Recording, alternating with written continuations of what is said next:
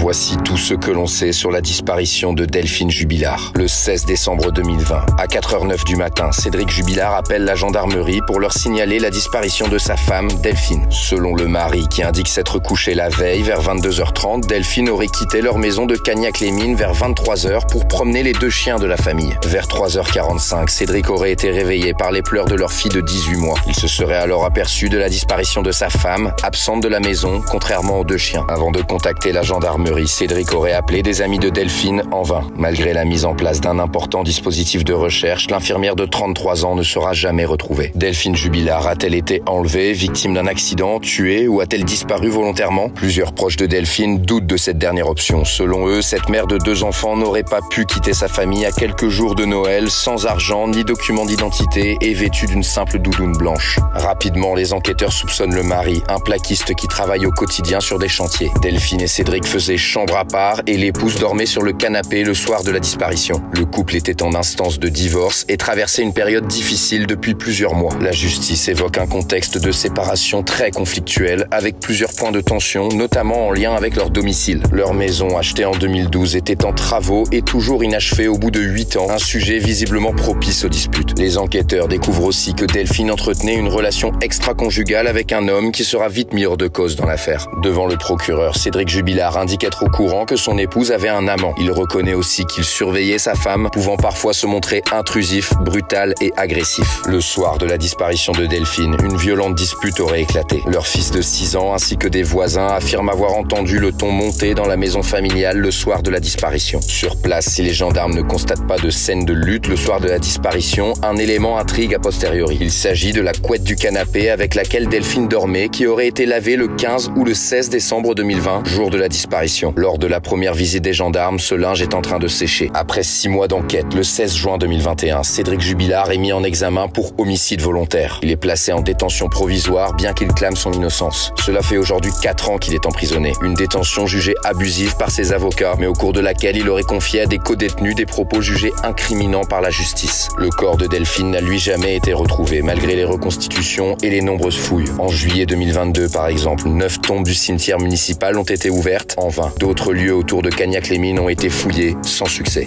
Un nouveau rebondissement a finalement eu lieu cet été 2025, puisqu'une ex-petite amie de Cédric Jubilard affirme que l'homme lui aurait confié avoir étranglé son épouse. Cette relation, qui a débuté après la disparition de Delphine, se serait achevée en juin 2025 après une dernière discussion au parloir de la prison de Toulouse. Le 23 juillet 2025, la gendarmerie auditionne cette femme pendant plus de 3 heures pour entendre son témoignage. Elle avait précédemment donné des détails dans une interview aux Parisiens. Selon elle, Cédric lui aurait dit qu'il avait caché le corps de Delphine sur une exploitation agricole au sud d'Albi, à une quinzaine de minutes ou une quinzaine de kilomètres. Ce lieu serait situé pas très loin d'un chantier sur lequel il avait travaillé et il l'aurait préparé bien en avance à l'aide d'une pioche. Il lui aurait aussi affirmé avoir brûlé les vêtements de Delphine et avoir caché son téléphone. La femme explique cependant: ces versions des faits, au fil de nos conversations, évoluaient toujours un peu. Donc je ne savais pas, au bout du compte, ce qui pouvait être vrai. Le procès de Cédric Jubilard s'ouvrira le 22 septembre 2025 et devrait durer environ 4 semaines. On vous tiendra au courant sur Brut.